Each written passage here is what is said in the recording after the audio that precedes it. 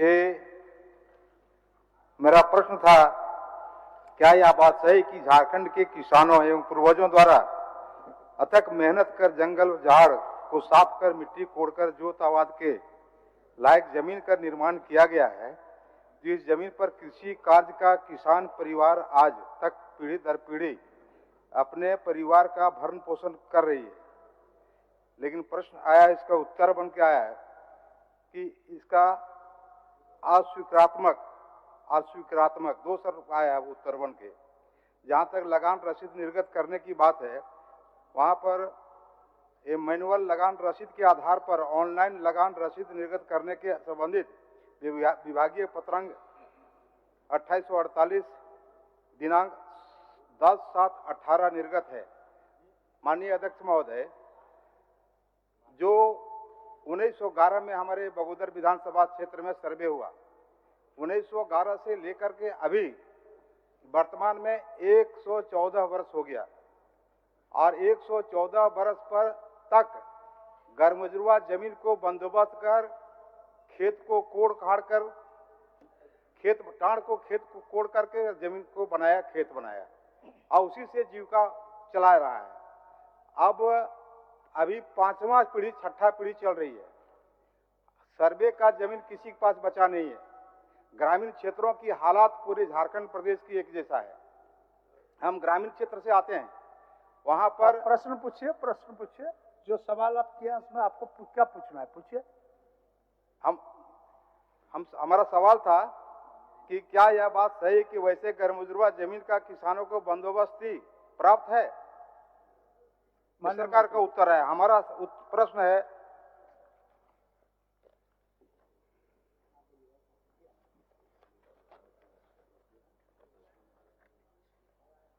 लाल किताब में देखिए, लाल में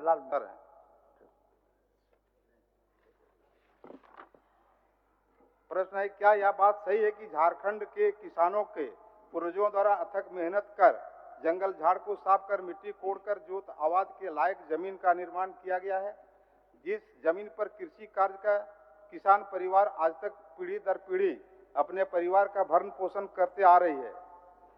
क्या यह बात सही है कि वैसे गरमुजरुआ जमीन का किसानों का बंदोबस्ती प्राप्त है, जिस पर सरकार पूर्व में लगान निर्धारण कर लगान रसीद बंदोबस्त प्राप्त किसानों को देती थी, जिसे वर्तमान में बंद कर दिया गया है, जो किसान विरोधी फैसला है, जबकि आज भी वैसे जमीन का किसानों का जोत आबाद बरकरार है। आप क्या चाहते हैं?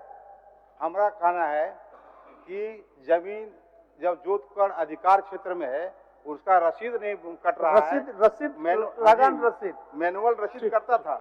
माननीय मंत्री जी, ऑनलाइन रसीद नहीं कट रहा है। ऑनलाइन, ठीक। माननीय मंत्री जी, ऑनलाइन रसीद इस जमीन का कट नहीं रहा है। माननीय सदस्य जो सवाल को उठा रहे हैं बहुत महत्वपूर्ण है। सही बात है कि पहले हमारे पूर्वज लोग झाल जंगल को काट करके ही खेत बनाया, उसके बाद ही उस पर जोत आबाद किए हैं, और ये बात सही है। लेकिन मैं बताना चाहता हूं कि पूर्व की जो सरकार है, बीजेपी की सरकार, जिन्होंने अपने कार्यकाल में दिनांक 3 जुलाई 2018 को ये राजस्व निबंधन विभाग से एक संकल्प जारी किया था, जिसमें ये कहा गया कि अवैध संदेहास्पद जमाबंदी की अभियान चलाकर जांचों तुरंत रद्द करने के संदर्भ में ये जो है ना पत्रांक 274 दिनांक 13/5/2016 के क्रम से अवैध जमाबंदी रद्द करने हेतु खोले गए अवलोकन अंतिम आदेश पारित होने तक पूर्व में निर्गत मैनुअल लगान रसीद के आधार पर ऑनलाइन लगान रसीद निर्गत करने की व्यवस्था सुनिश्चित की जाए। तो उस समय की सरकार ने इस तरह के आदेश निकालने के कारण से अभी तक उस पर प्रतिबंध लगा हुआ है। लेकिन चूंकि हमारी सरकार जन कल्याणकारी सरकार और चीजों को समझती है, तो 2018 से पूर्व यदि किसी का बंदोबस्ती का माने लगान का रसीद है, वो ऑनलाइन नहीं है, उसको हम लोग फिर से ऑनलाइन कर सकते हैं और उसको उसका अधिकार हम लोग देने पर विचार कर सकते हैं। इसको हम लोग दिखवा लेंगे आदेश। ठीक हो गया। अध्यक्ष, एक मिनट, नरेंद्र बाबू बैठो, बोलिए आप। नवीन जी बोलिए। माननीय मंत्री जी गंभीर हैं जमीन जायदाद के काम में। मेरा यही कहना है, इन्होंने जो कहा कि मैनुअल म्यूटेशन हुआ था, मैनुअल रसीद अप टू डेट चला। तो मैनुअल कब तक चला? 14-15 तक चला। इन्होंने कहा 2018। 2014-15 के बाद सर ऑनलाइन हो गया।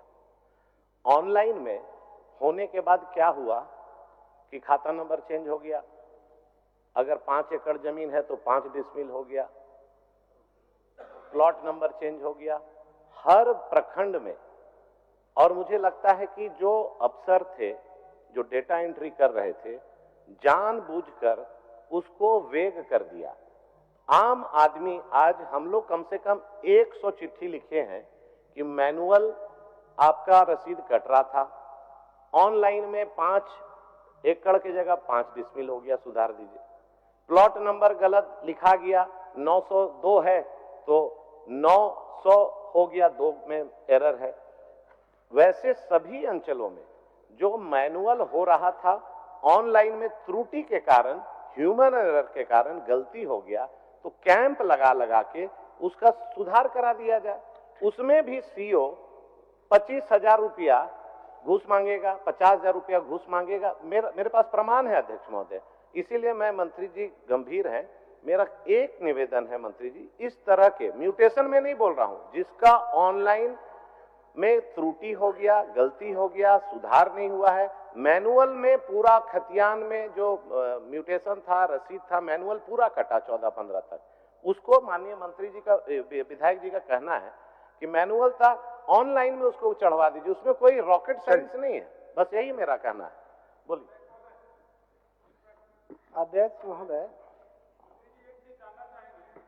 नवीन, एक मिनट, क्या जानना इसी क्वेश्चन के संदर्भ में बताइए। एक चीज जानना चाहेंगे सर, हजारीबाग विधानसभा में पिछले 15 सालों से गरमजुआ जमीन की खरीद बिक्री नहीं हो रही, न रसीद कट पा रही है। एक 100 साल से ऊपर का रजिस्ट्री जमीन जिसका केवाला है, आज उसको अभी भी रजिस्ट्री नहीं हो पा रहा है, न उनका रसीद कट पा रहा है। दूसरी बात है, अभी मान्य सदस्य सर, एक बहुत बड़ी बात है। हाँ, समझ रहा है। एक मिनट, उसको क्वेश्चन के रूप में लाइएगा, तब जवाब देने में सुविधा होगा।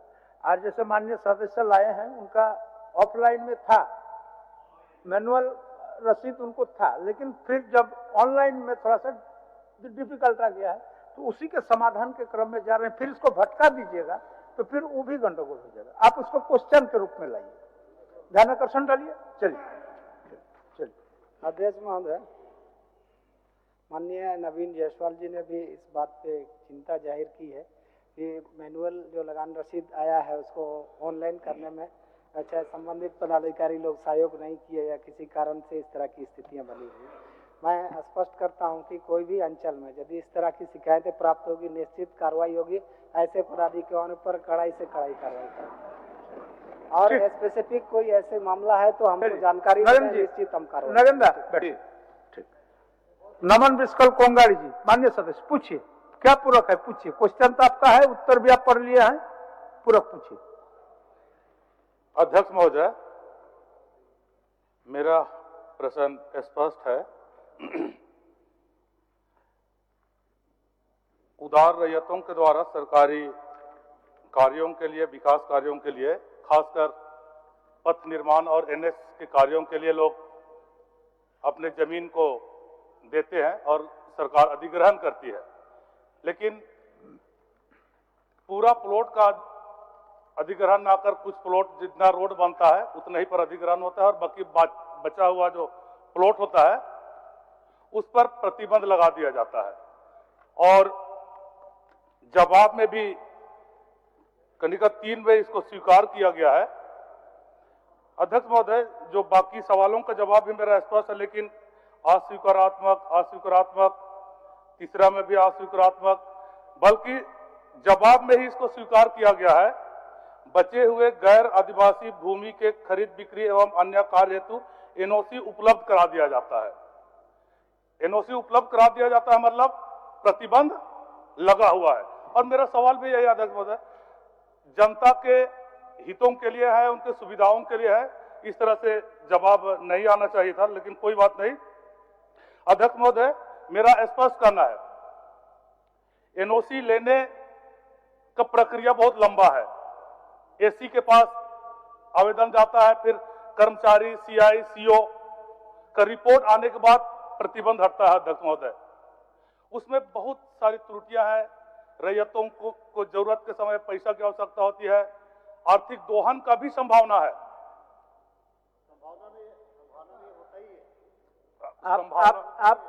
आप पूरा पूछिए। अध्यक्ष मेरा स्पष्ट कहना है इसमें कि जो उदार रैयत है, जो जमीन देते हैं और अपने कामों के लिए या जरूरतों के लिए रोड साइड में दुकान बनाना है, घर बनाना है, नक्शा पास करने के लिए भी रिपोर्ट चाहिए होता है और ये प्रक्रिया में बहुत लंबा होता है और आर्थिक दोहन का संभावना है।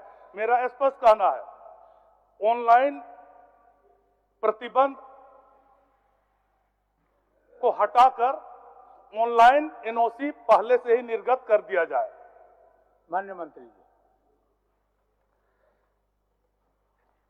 अध्यक्ष महोदय, चूंकि रोड के लिए या एनएच के लिए अधिग्रहण होता है, ये बात सही है, लेकिन उसमें रैयतों की जमीन को प्रतिबंधित करने का ऐसा हम लोग प्रावधान में कहीं है नहीं।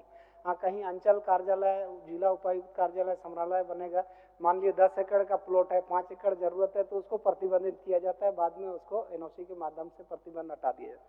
रोड में तो ऐसा कहीं नहीं है अध्यक्ष महोदय, इसीलिए अस्वीकारात्मक लिखा गया।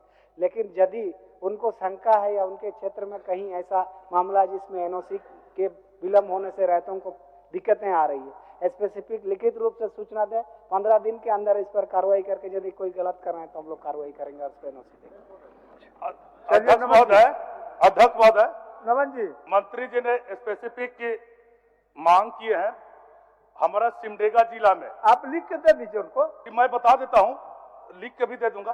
सिमडेगा जिला में 4-5 रोड जो पथ निर्माण का है, आप माननीय के अंदर में लिख के दे दीजिए। के अंदर में सदन का समय क्यों खर्च करिएगा, होगी आपका जवाब। नहीं अध्यक्ष, ऑनलाइन प्रतिबंध हटा देने में क्या दिक्कत है? क्योंकि सिस्टम जान रहे हैं, एनओसी का जो सिस्टम है, कर्मचारी रिपोर्ट देगा, सीओ देगा, सीआई देगा, इसमें बहुत परेशानी है। अच्छा देखिए, राजेश जी क्या आपको सहयोग कर रहे हैं? राजेश जी क्या इसी में है महोदय, जब रोड का अधिग्रहण होता है महोदय, तो एक नोटिफिकेशन जारी होता है एडिशनल कलेक्टर के द्वारा। वो जाता है आपको भूमि अधिग्रहण कार्यालय में। तो जब भूमि अधिकृत हो जाता है महोदय, तो जो डीएलओ होता है, तो डीएलओ को उसी दरमियान में महोदय, जिस टाइम में 1 एकड़ जमीन है, 75 डिसमिल जमीन अगर हमको सरकार को दे दिया, अधिकृत हुआ, तो जो 25 डिसमिल जमीन है, उसी टाइम में जब पेमेंट वो ले रहा है, उसी टाइम में उसका कागजात भी है, उस पर सुधारा जा सकता है। लेकिन ये सुधरता इसीलिए नहीं है महोदय, ये व्यवहारिक बता रहा हूं महोदय, सरकार जिनकी भी हो, लेकिन जो आम रैयत होते हैं, जमीन भी दे दिया, और जब अपना जमीन जब प्लॉट चढ़ाने का नौबत आता है, तो वही हल्का कर्मचारी उसको भेज देता है कि नहीं, आप एडिशनल कलेक्टर के यहाँ से हुआ है आपका जमीन, तो आप वहीं पे जाइए। तो एक अदना किसान, अनपढ़ किसान एडिशनल कलेक्टर या डीसी के पास में जा सकता है महोदय, ये व्यवहारिक नहीं है। तो माननीय मंत्री जी से मैं आग्रह करूंगा कि बहुत सारे ऐसे केस हैं, जैसे हम जहाँ पे धुरवा स्टेडियम जो है देख रहे हैं, अब जुडिशियल एकेडमी से लेकर के आप नगरी तक का जो रोड बना है, आज तक पेमेंट नहीं हुआ है। अब जमीन पथ निर्माण विभाग ने अधिग्रहण करके रोड भी बना दिया, लेकिन आज भी किसान दौड़ रहे हैं एडिशनल कलेक्टर और डीएलओ के पास में। अब डीएलओ कहता है कि नहीं, ये पुराना मामला है, ये नए सिरे से इसका आवेदन लाइए। तो ये जो जाल जो बुनता है, वो इसीलिए बुनता है महोदय कि ताकि इसमें जो निचला कर्मचारी जो होते हैं, उनको 2 पैसा का आमदनी हो जाए, रैयत को परेशान करके। यहाँ सुन लिया जाए अध्यक्ष महोदय। एक मिनट मंत्री जी, आप भी बोलिए। महोदय, देवघर का मामला है, बार बार जो है वहां रसीद कटाने के लिए लोग जाते हैं, तो सब हर समय बोलते हैं सीबीआई का जांच चल रहा। पूरे हिंदुस्तान में तो सीबीआई का जांच चल रहा, लेकिन देवघर में क्या हो गया? बार बार सीबीआई का जो है बात बोल करके और उसका रसीद नहीं कट रहा है महोदय, इस पर जो है संज्ञान लिया जाए। चलिए माननीय मंत्री जी। अध्यक्ष महोदय, माननीय राजेश जी का भी जो मामला था, जहाँ तक भू अधिग्रहण करके उनको मुआवजा का राशि भुगतान नहीं होना, विगत दिनों हम लोग ने समीक्षा किया था, हमने निर्देश दिया है कि जितना भी डीसीएल आ रहा है उन लोगों को अविलंब जो है ना कैंप लगा करके जो भी अधिग्रहित की गई भूमि का मुआवजा जो है ना वितरण करना है। और जहाँ तक इस मामले को माननीय उठा रहे हैं माननीय संजय जी ने कि भाई सीबीआई या ईडी का ये चल रहा है, उस कारण सीबीआई और ईडी का बहाना करके कोई सीओ इस तरह का कर रहे हैं, लोगों का काम नहीं कर रहे हैं, तो लिखित रूप से दीजिए, उस पर भी हम लोग कार्रवाई करेंगे और सारे जिला में इसका चिट्ठी चला जाए। माननीय मंत्री सारे जिला में इसका चिट्ठी चला जाए। बैठिए बैठिए। माननीय सदस्य अमित यादव जी, हो गया ना आपका? बता दिए तो आपको या तो ऑनलाइन प्रतिबंध को हटाए या एक समय निर्धारण कर दे, तो समय ले हो जाएगा। हो गया। आप बच्चे कोंगाड़ी जी, हो गया। वो जांच करवा के आपका उसको कर देंगे, बोल दिए तो स्पष्ट आपको उत्तर दे दिए। अमित कुमार यादव जी पूरक पूछिए। अध्यक्ष महोदय, हमारा कहना है कि राज्य बने 25 साल हो गए अध्यक्ष महोदय, हर एक जिला में हमारा आग्रह है माननीय मंत्री जी से कि हर एक जिला में मेडिकल कॉलेज का निर्माण सरकार कराए। माननीय मंत्री जी। अध्यक्ष महोदय, माननीय जो विधायक हैं उनका जो दर्द है वाजिब है महोदय। उन्होंने जो प्रश्न किया है कि 24 वर्षों में अभी तक मेडिकल कॉलेज हर जिला में नहीं खुला है, तो निश्चित तौर पर महोदय मेडिकल कॉलेज खुलना चाहिए। मैं बताना चाहता हूं कि कोडरमा में भी मेडिकल कॉलेज का निर्माण अभी चल रहा है, 38% काम हुआ है, बहुत जल्द वहाँ कॉलेज खुलेगा। दूसरी बात है महोदय, सरकार ने निर्णय लिया है कि फर्स्ट फेज में अभी हमारी सरकार जो है महोदय धनबाद, देवघर, खूंटी, गिरिडीह, जामताड़ा एवं पूर्वी सिंहभूम, जमशेदपुर को हम लोगों ने चिन्हित किया है। बहुत जल्द वहाँ पे पीपी मोड पर हम लोग इस मेडिकल कॉलेज को टेकअप करेंगे। और आपका जो सवाल है वो मुझे भी अच्छा लगा, मैं अप्रिशिएट करता हूँ कि इस तरह का सवाल आना चाहिए। हो गया माननीय सदस्य। अध्यक्ष महोदय, हमारा कहना है कि इसमें इसी से संबंधित है अध्यक्ष महोदय कि हमारे यहाँ जो सीएससी हॉस्पिटल है, चाहे जिला मुख्यालय में सदर अस्पताल है, तो वहाँ की स्थिति सरकार कब सुधारेगी अध्यक्ष महोदय? अभी जो कल हम लोग बार बार जो सवाल आ रहा था, सत्येंद्र नाथ तिवारी जी माननीय विधायक जी कह रहे थे जो कि आज वही कमोवेश सभी जिलों में स्थिति अध्यक्ष महोदय। हमारे यहाँ चलकुसा से पेशेंट बरकट्ठा आता है, बरकट्ठा से बरही आता है, बरही से हजारीबाग आता है और हजारीबाग से फिर रांची आता है। तो सरकार 108 को भी दुरुस्त करे अध्यक्ष महोदय, सदर अस्पताल को दुरुस्त करे अध्यक्ष महोदय, ताकि पेशेंट रेफर पर नहीं आ जाए, पासिंग पे पासिंग नहीं हो जाए अध्यक्ष महोदय। सर मैं आपके माध्यम से विधायक जी को कहना चाहता हूं सर कि राज्य को पेशेंट को लोड को देखते हुए अभी फर्स्ट फेज में 5 सुपर स्पेशलिस्ट हॉस्पिटल हम लोग खोलने जा रहे हैं। धनबाद, जामताड़ा, देवघर, जमशेदपुर, एक मिनट इसमें हजारीबाग भी है, एक मिनट आप सुन लीजिए ना, मैं गोड्डा भी है। तो अभी फर्स्ट फेज में है सर, अभी शुरुआत सर।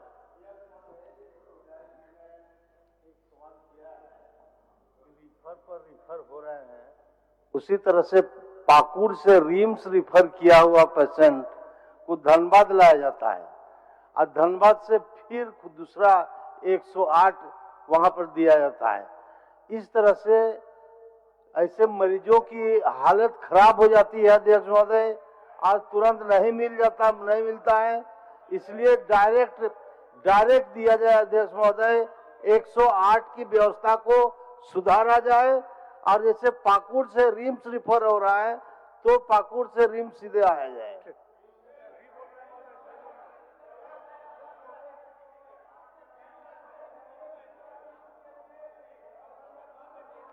अब मंत्री जी से जवाब दिलवा देते। आगे आपका बात। अरे बात सुन लिया था आपका बात आ गया है कि कॉलेज का जो उनका प्रथम में जो आंसर आया बहुत ही बढ़िया। पहले 108 वाला क्लियर करवा लीजिए। 108 और सदर अस्पताल को दुरुस्त कैसे करेंगे ये हमको माननीय मान्य सर मैं कल टीम्स के लिए एम्बुलेंस व्यवस्था किया जाए। वही बात तो धनबाद लाते जो है सर, वही बात माननीय सदस्य प्रोफेसर स्टेफन मारंडी जी ने रखा। गुड्डा है सेकंड फेज में। आपका क्या? कल भी यह मामला पासिंग का मामला सत्येंद्रनाथ तिवारी ने उठाया गया था। आज बहुत वरिष्ठ विधायक श्री स्टीफन मरांडी ने उठाया। महोदय, स्पष्ट आदेश होना चाहिए मंत्री जी का, ये जो पासिंग का गड़बड़ झाला नहीं चलेगा। माननीय मंत्री जी 1 मिनट। हमारे काफी वरिष्ठ सदस्य हैं प्रोफेसर स्टीफन मरांडी जी, अमित जी का सवाल है, मनोज जी भी साथ दिए, हमारे देवघर के माननीय विधायक जी हाँ एम्स है वो भी आपको साथ दिए। जो 108 एम्बुलेंस जो बाईपास होकर आता है, जैसे कि क्षेत्र से जामताड़ा, जामताड़ा से धनबाद, धनबाद से रांची, पाकुड़ से फिर धनबाद, धनबाद से फिर रांची, तो इस व्यवस्था पर इसको सुधारने के लिए सारे लोगों का मांग हो रहा है, इसी पर आप अपना विचार दीजिए। सर निश्चित तौर पर सर स्टीफन बाबू काफ़ी वरीय सदस्य है और उनकी जो पीड़ा है हम लोग ने देखा है महोदय। कल भी ये बात हुई थी, कल हमारे डायनेमिक सीएम साहब मुख्यमंत्री जी ने क्लियर कर दिया कि कोई पासिंग नहीं होता है सर। ये सर दूसरी बात ये है, एक सर मैं क्लियर कर रहा हूँ सर, मैं एक क्लियर करने दिए, आप बैठिए ना। अरे भाई आप तो अभी आए हैं, बता रहा हूँ, सुन लीजिए अमित जी। खोपड़ी वाले लोग कहाँ चले गए? चलिए कहाँ है खोपड़ी वाले? तो सर मैं कहना चाहता हूँ कि बहुत ये संवेदनशील मामला है, पेशेंट से जुड़ा मामला है महोदय, और हमें लगता है कि हमसे बेहतर कोई नहीं समझेगा। तो निश्चित तौर पर महोदय 180 जो है पूर्व में काफ़ी गड़बड़िया हुआ था, तो हम लोगों ने नई एजेंसी को दिया है महोदय, तो वो एजेंसी टेकअप करेगा। और निश्चित तौर पर महोदय मैं आप सदन को आश्वस्त करता हूँ महोदय, और सदन के माध्यम से जनता को आश्वस्त करता हूँ कि 180 है जो है महोदय, ये आप 108 जो है महोदय वो आपातकालीन व्यवस्था है। अब मान लीजिए जो अभी बता रहे थे सर कि साहिबगंज का जो पेशेंट है डायरेक्ट रांची नहीं आता है महोदय, तो गोड्डा का पेशेंट डायरेक्ट रांची नहीं आता है, तो मैं क्लियर कर देना चाहता हूं सर कि धनबाद में हमारा मेडिकल कॉलेज है सर। अगर साहिबगंज का कोई पेशेंट सीरियस है तो हम उसको डायरेक्ट रांची नहीं भेजेंगे सर, हम उसको भेजेंगे। 1 मिनट सर रुकिए, फिर आप वरिष्ठ सदस्य हैं, आप वरिष्ठ सदस्य सुन तो लीजिए, फिर तो इस बात विवाद में सदन का समय खत्म हो जाएगा। तो मैं जो कह रहा हूं उसे सुना जाए। धनबाद में मेडिकल कॉलेज है सर, पुराना मेडिकल कॉलेज है। अगर कोई पेशेंट साहिबगंज का है तो सबसे पहले जो एम्बुलेंस है सर वो वहां धनबाद में छोड़ेगा उसको, फिर वो एम्बुलेंस लग जाता है दूसरे काम में। अगर धनबाद में इलाज सही नहीं हो तो रांची भेजा जाएगा सर। ये सरकार का सोच है, ये मेरा भी सोच है। लेकिन अगर आप लोग कह रहे हैं, 1 मिनट, अगर आप लोग कह रहे हैं कि जो डायरेक्ट हम जहां चाहते हैं तो रेफर करवा दीजिए, यहाँ रिम्स भेजना है, हम रिम्स जाएगा एम्बुलेंस, क्या बात है इसमें, होगा 100% होगा सर। 1 मिनट बोलिए। अध्यक्ष महोदय, ये मामला सुरेश भाई हो गया आ रहे हैं आप कंक्लूजन की ओर हम लोग बढ़ रहे हैं। सर ये मामला पिछले विधानसभा में भी उठा था। इस सारे विवाद का बुनियादी जड़ ये है कि इनकी नियमावली यह कहती है कि 108 जब मूव करेगा तो नियरेस्ट हायर सेंटर को जाएगा।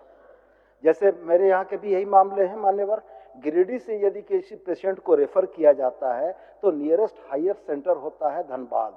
तो हमारा पेशेंट पीएमसीएच जाता है, पीएमसीएच के बाद वो रिम्स आता है।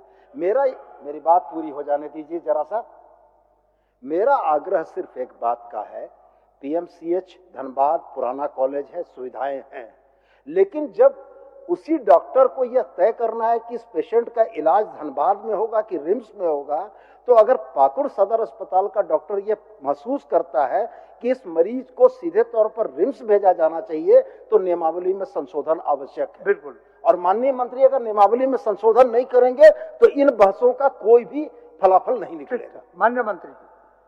सोनू काफी जानकार हैं सर, और ये राय देते रहते हैं, राय को मैं लेता भी हूँ, जो भी राय अच्छा मिले मुझे मैं लूंगा। लेकिन मैं इतना जरूर कहूँगा सर 180 को ठीक करने की आवश्यकता है, इस दिशा में हम काम कर रहे हैं। 1 मिनट, इस दिशा में मैं काम कर रहा हूँ सर। और सर एम्बुलेंस की संख्या कम थी, अभी मैंने निर्णय लिया है कि एम्बुलेंस की संख्या बढ़ाया जाए।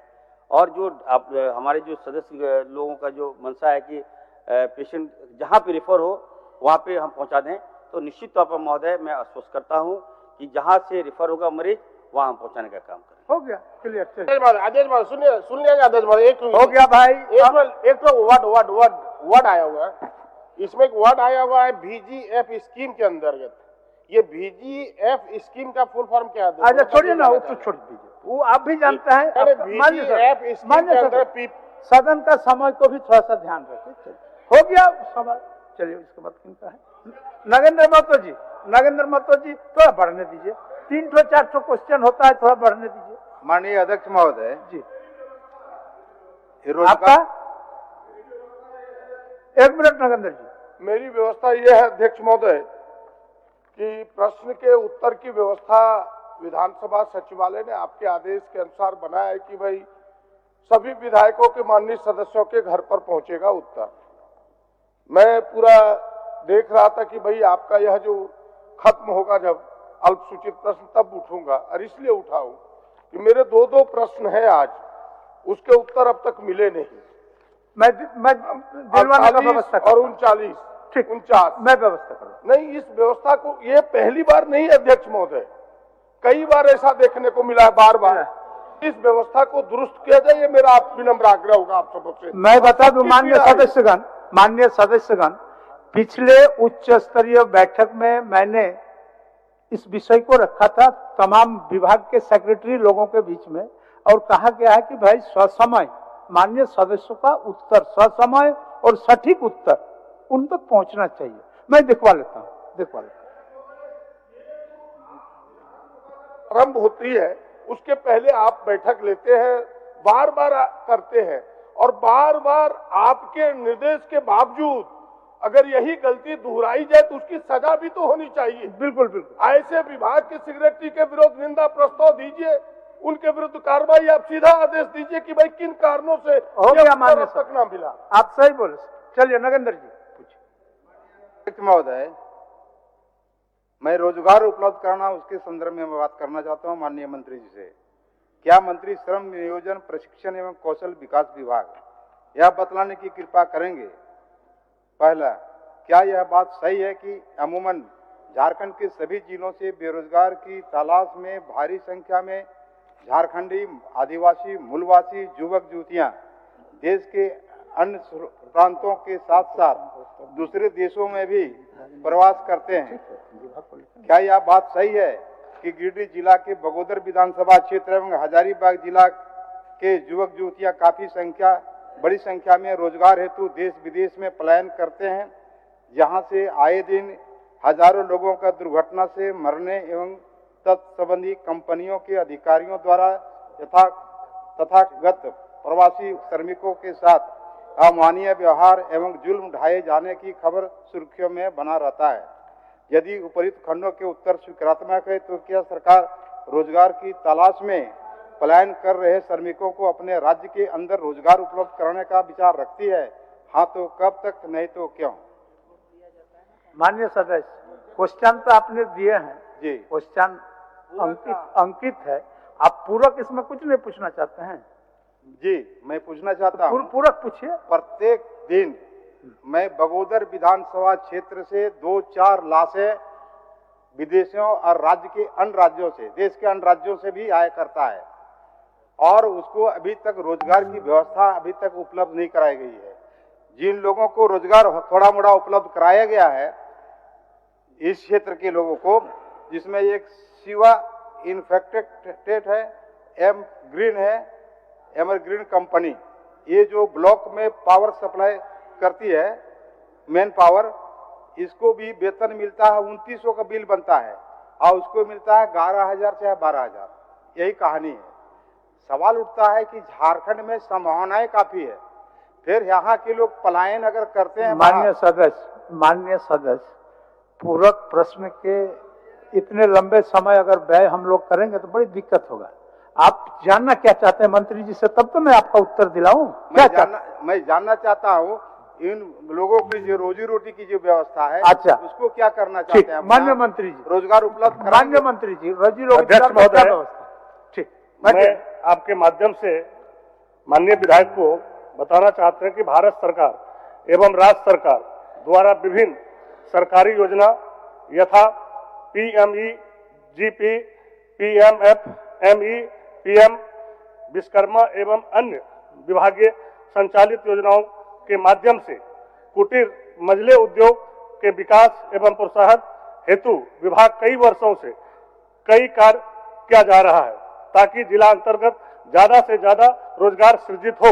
और ये माननीय अध्यक्ष महोदय, हम लोग प्रचार प्रचार भी कर रहे हैं और 24 जिला में अभी तक हम 18 जिला घूर भी चुके हैं और मेला लगा के अध्यक्ष महोदय बेहतर रोजगार कैसे दे सके इसके लिए हम लोग काम कर रहे हैं महोदय। ये अध्यक्ष महोदय, माननीय मंत्री जी ये स्पष्ट करें अभी तक के कार्यकाल में कितना मजदूरों को सप्लाई किए हैं, कितना लोगों को नौकरी दिए हैं, रोजगार उपलब्ध कराए हैं, स्पष्ट करें, कुछ संख्या बल होगा इनके पास। ये आपने पूछे नहीं है, अगर विस्तार पूछिएगा तो हम उसका जवाब दे देंगे। और माननीय सदस्य को आपके माध्यम से कहना चाहते हैं कि अभी तो 3 महीना हुआ ही है और 3 महीने में हम 18 जिला घूर चुके हैं, मेला भी लगा चुके हैं, प्रचार प्रचार भी कर रहे हैं और रोजगार देने के प्रति सरकार एकदम उदार दृष्टि से काम कर रहा है इस राज्य के लिए। चलिए नरेंद्र, ठीक। अब तारांकित माननीय सदस्य राजेश कच्छप जी। अध्यक्ष महोदय, एक मिनट, उनको पूछने दीजिए, फिर आपको मैं दूंगा। अध्यक्ष महोदय, मेरा माननीय स्वास्थ्य मंत्री से आप पुट करने के लिए बोल रहे हैं माननीय सदस्य, आप पुट करने के लिए बोल रहे हैं? ठीक ठीक ठीक, चलिए राजेश जी। तो महोदय, इसमें मेरा सवाल है कि जो कोविड काल में जो CHO होते हैं महोदय, जो कॉन्ट्रैक्ट जॉब वाले सेवक हैं, और पूरे कोविड काल में इनको सरकार ने भी बहुत अपना पीठ थपथपाया, पूरे कोविड काल में अपने जान को जोखिम में डाल करके पूरे राज्यवासियों का इन्होंने सेवा किया महोदय। और कोविड काल से बिफोर ये अपने गृह जिला में थे।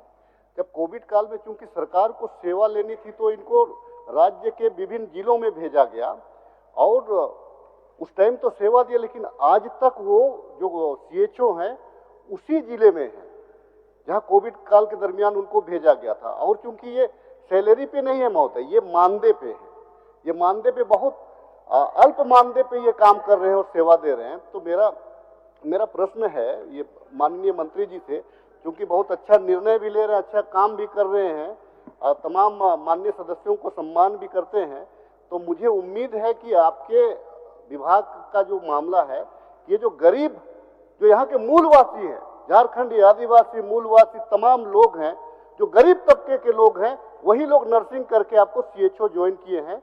मैं आपसे केवल इतना उम्मीद करता हूँ और इतना मांग करता हूँ कि क्या आप उन जो CHO हैं, उन नर्स बहने हैं या भाई हैं, उनको अपने गृह जिला आप वापस करना चाहते हैं?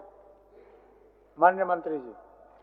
अध्यक्ष महोदय, विधायक राजेश कश्यप जी का जो सवाल आया है वो निश्चित तौर पर झारखंड के आदिवासी और मूलवासी को देखते हुए उन्होंने प्रश्न किया है।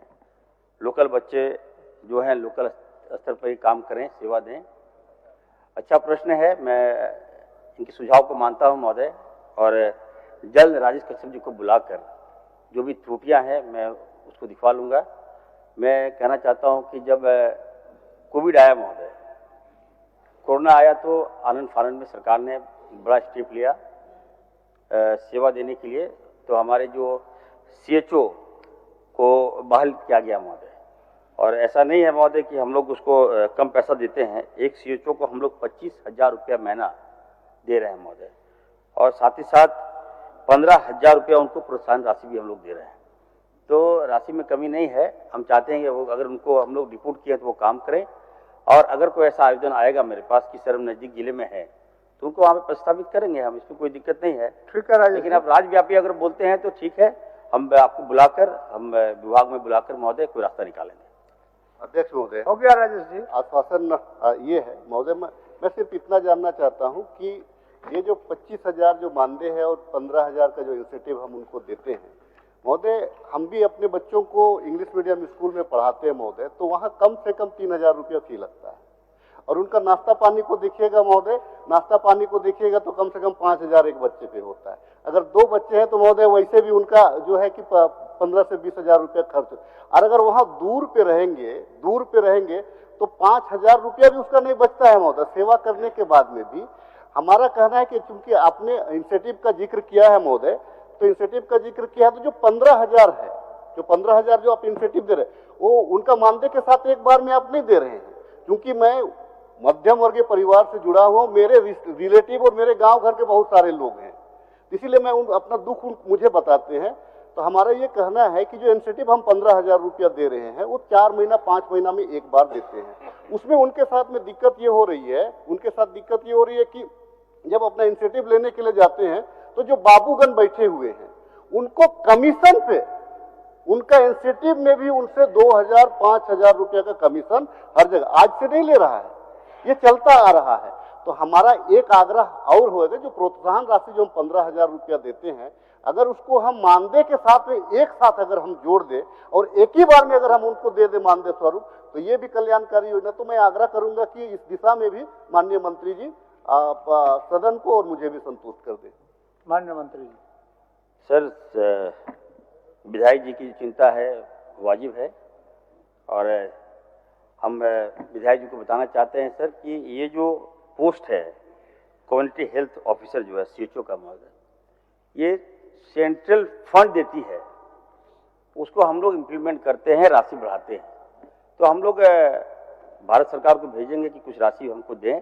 हम भी चाहते हैं कि स्थानीय बच्चों का सैलरी में जो मानदेय में इजाफा हो महोदय, मैं ये चाहता हूँ, मेरी मंशा भी यही है। लेकिन दूसरी बात उन्होंने कहा कि जो स्थानीय लेवल पर जो कार्यरत हैं वो दूर नहीं जा सकते। तो निश्चित तौर पर महोदय हम बैठक किए थे और हमने ये भी निर्णय लिया है कि जो भी डॉक्टर्स इस राज्य में काम कर रहे हैं, या होता क्या है कि अगर मान ली रांची के डॉक्टर है महोदय, उनको हम साहेबगंज कर दिए, वो वहाँ जाते नहीं, वहाँ इलाज वो करते नहीं है बढ़िया से, छुट्टी लेके भाग जाते हैं, स्वास्थ्य व्यवस्था वहाँ चरमरा जाती है महोदय। तो हम लोगों ने निर्णय लिया कि जो भी डॉक्टर लोकल स्तर पर काम करेंगे उनको हम लोग लोकल स्तर पर पोस्टिंग करेंगे सर। और जो भी CHO अगर चाहते हैं कि लोकल स्तर पर काम करना चाहें तो निश्चित तौर पर हम करेंगे। हमारी भी इच्छा वही है कि वो ईमानदारी से काम करें और लोकल स्तर पर काम करें। पूरक है, अब हो गया, अंतिम पूरक है, हो गया राजेश जी, काफी पूरक हो गया। दोनों पार्ट तो मान लिया गया आपका, और क्या पूरक बचा इसमें बताइए। नहीं, हमारा कहना है कि हम लोगों के यहाँ भी देखिए डॉक्टर की कमी है महोदय, और हमारे जो प्रखंडों में जितने भी आपके हेल्थ, जिसको आज आप आरोग्य मंदिर का नाम दिए हुए हैं, उस आरोग्य मंदिर में कोई डॉक्टर तो है नहीं, वहां तो एक ट्रेंड हमारा CHO ही है। अगर उनको नजदीक लाएंगे, और मुझे विश्वास है, मैं आपका आभार भी व्यक्त करता हूं कि आपने आश्वासन दिया है। जब आपने आश्वासन दिया है तो हमारा जो सवाल है उन नर्स बहनों के लिए आप उसका कल्याण करेंगे। मैं धन्यवाद महोदय माननीय मंत्री जी का। माननीय सदस्य धनंजय सोरेन जी, माननीय सदस्य धनंजय सोरेन जी पूछिए। माननीय अध्यक्ष महोदय, सदन में मौका देने के लिए बहुत बहुत धन्यवाद। मेरा पहला क्वेश्चन है, क्या यह बात सही है कि साहेबगंज जिला के बोरियो विधानसभा क्षेत्र में बहुमूल्य आदिवासी बहुमूल्य क्षेत्र है?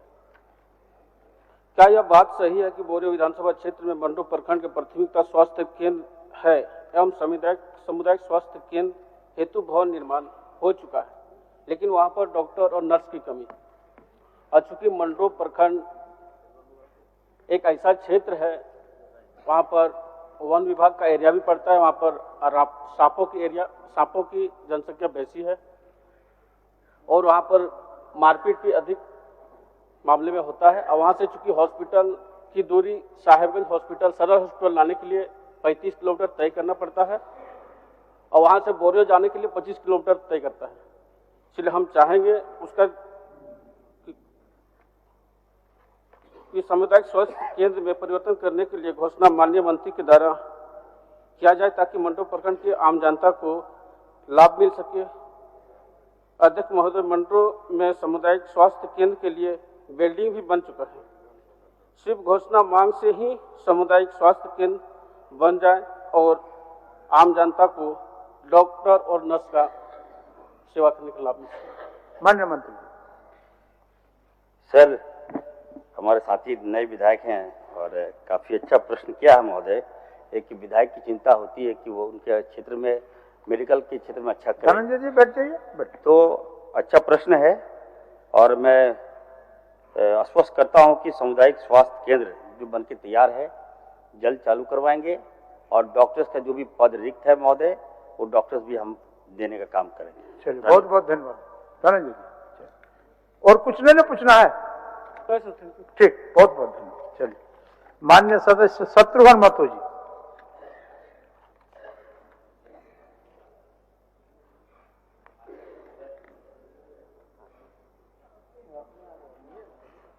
माननीय अध्यक्ष महोदय, मेरा प्रश्न का जवाब जो सरकार द्वारा आया है उससे मैं बिल्कुल असंतुष्ट हूँ।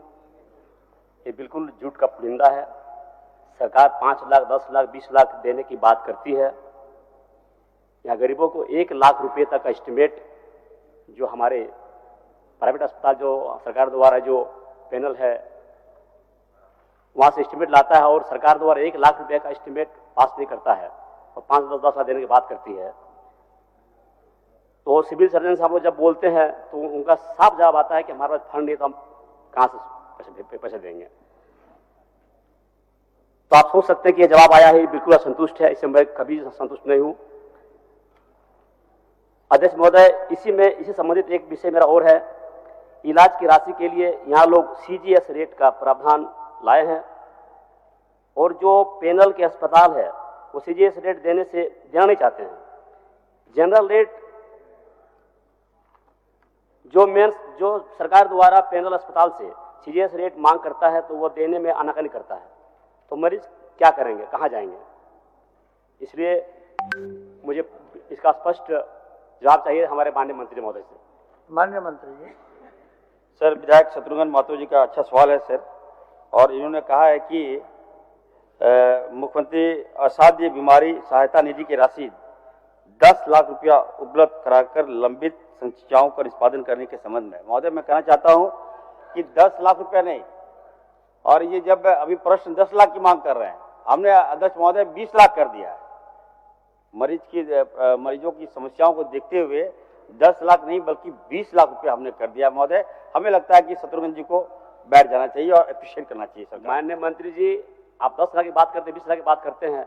1 लाख का एस्टिमेट अगर हमारे CS कार्यालय में जमा होती है एस्टिमेट पास करने के लिए, तो साफ अब आप ही फोन कीजिए मेरे सामने हाउस से सिविल सर्जन हनुमाद को कि कितने ऐसे फाइलें पड़ी हुई है जो हमारे एस्टिमेट की फाइल पड़ी हुई है। अभी तुरंत क्लियर हो जाएगा।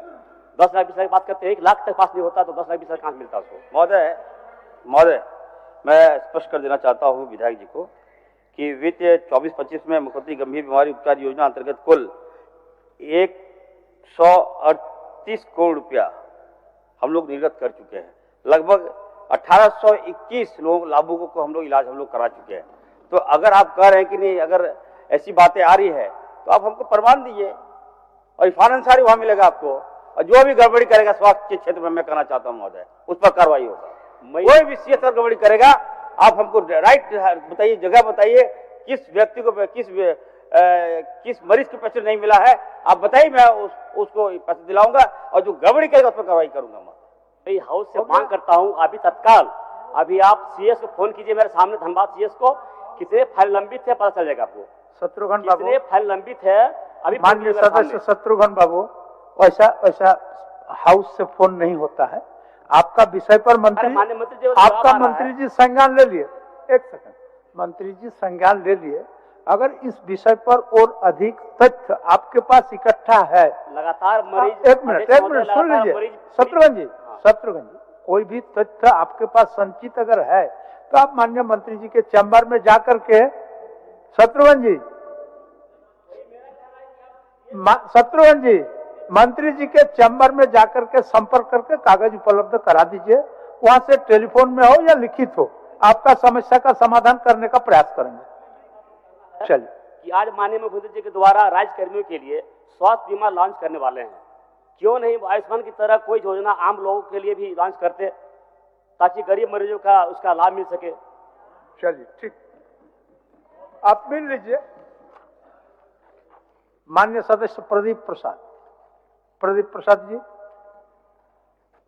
अध्यक्ष महोदय, जो सरकार की तरफ से उत्तर दिया गया है महोदय, उससे मैं बिल्कुल असंतुष्ट हूँ। खंड 1 और खंड 2 का उत्तर जो दिया गया है अस्वीकारात्मक दिया गया है और बिल्कुल गलत और असत्य है। खंड 1 के संबंध में कहना अभी तक मेडिकल कॉलेज सह अस्पताल का निर्माण अधूरा है वही खंड 2 में गलत बयान दिया गया है। अभी शेख भिखारी मेडिकल कॉलेज अस्पताल को सदर अस्पताल हजारीबाग में स्थानांतरित करके चलाया जा रहा है। खंड 3 में उत्तर में स्पष्ट है, शेख भिखारी मेडिकल कॉलेज हजारीबाग में इलाज संबंधी प्रक्रिया उत्क्रमित सदर अस्पताल से संचालित किया जा रहा है। तो फिर खंड 2 में सदर अस्पताल के स्थानांतरण की बात पर अस्वीकारात्मक क्यों दिया जा रहा है? इस प्रकार सदन में गलत उत्तर देना सदन के गरिमा के प्रतिकूल है और सदन को गुमराह किया जा रहा है, जिसके लिए झारखंड विधानसभा की प्रक्रिया तथा कार्य संचालन नियम 186 के तहत विशेषाधिकार हनन का मामला बनता है। कृपया अध्यक्ष महोदय संज्ञान ले और हम जैसे नए सदस्यों को संरक्षण प्रदान करें। वहीं 400 बेड अस्पताल। मंत्री का जवाब आप सुन लीजिए, पहले जवाब सुन लीजिए। ये पूरा कर ले सर कुछ नहीं, जवाब से अगर संतुष्ट हो जाइएगा तो फिर आगे बढ़ने की कोई जरूरत नहीं है। माननीय मंत्री जी। सर देखिए सर, प्रदीप प्रसाद, पिछली बार तो हम प्रदीप यादव के नाम से डर गए थे, लेकिन निकला प्रदीप प्रसाद। महोदय, प्रदीप प्रसाद जी को जानकारी होना चाहिए कि सदन में एक बार एक ही प्रश्न आता है महोदय, सेम प्रश्न महोदय आपने ध्यान आकर्षण में दिया, मैंने उनको कन्विंस किया और ठीक ये क्वेश्चन में भी ले आए महोदय। तो कहीं ना कहीं एक प्रश्न एक ही बार नहीं उत्तर देंगे महोदय। लेकिन मैं आश्वस्त करता हूँ विधायक जी को कि चलिए, आपका हेल्थ के सेक्टर में आप काफ़ी चौकस है महोदय। सदर हॉस्पिटल में इन्होंने एक अपना कियोस्क भी बना दिया है और भाजपा का झंडा वहाँ लगा दिया महोदय। लेकिन चलिए, मेरा बड़ा दिल है कि मैं छोड़ दिया हूँ, लेकिन इस तरह की प्रवृत्ति नहीं होनी चाहिए।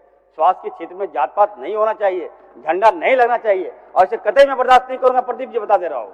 मैं दूसरी बात कहना चाहता हूँ, राज्य में सुनिए, हॉस्पिटल में अगर जात पात लाइएगा तो ठीक नहीं होगा। आप बात कर रहे हैं हॉस्पिटल का, मैं जवाब दे रहा हूँ महोदय। मैं अभी प्रश्न का जवाब महोदय सुनने दीजिए। आप प्रश्न का जवाब तो सुनने दीजिए ना माननीय मंत्री जी। प्रश्न का जवाब मैं अध्यक्ष महोदय मैं कहना चाहता हूँ कि प्रश्न का जवाब, हजारीबाग में शेख भिखारी मेडिकल कॉलेज की स्थापना हो रही है महोदय। हजारीबाग में शेख भिखारी मेडिकल कॉलेज की स्थापना हो रही है। एक बैच पास आउट हो चुका है महोदय। दूसरा मैं कहना चाहता हूँ महोदय कि अभी हॉस्पिटल बन के तैयार नहीं हुआ है, इसलिए हम लोग सदर हॉस्पिटल जो है हजारीबाग का यूज कर रहे हैं महोदय। हमारा लगता है 25 के अंत तक हमारा बिल्डिंग बन के तैयार हो जाएगा, मेरा अपना सेटअप होगा, निश्चित तौर पर पेशेंट को वहाँ लाभ मिलेगा महोदय। अगर हमारे डॉक्टर वहाँ पे जा रहे हैं, सदर में जा रहे हैं महोदय, तो मरीज को ही लाभ मिल रहा है। विधायक जी को तो धन्यवाद देना चाहिए था, ऐसी व्यवस्था हम लोगों ने लागू किया है। और हर बात एक प्रश्न एक ही बार लाए, मैं मांग करूंगा। आप और कुछ पूछना है? बिल्कुल बोलना है। बोलिए। पहली बात, मंत्री महोदय बोले वहाँ भाजपा का झंडा लगा हुआ है। अगर भाजपा का झंडा अगर वहाँ लगा हुआ होगा तो अभी मैं विधायक पद से इस्तीफा देके जाऊंगा।